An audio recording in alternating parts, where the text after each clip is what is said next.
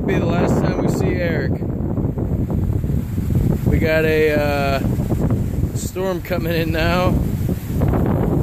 They said,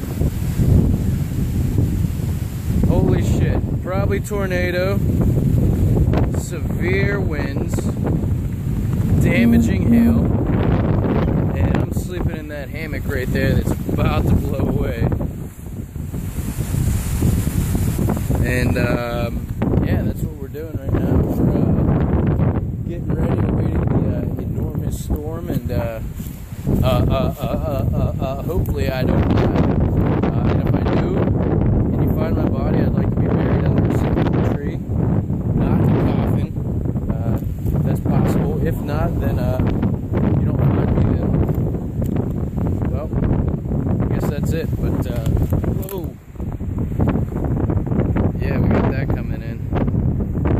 And it is windy as hell right now. The wind was actually blowing us backwards.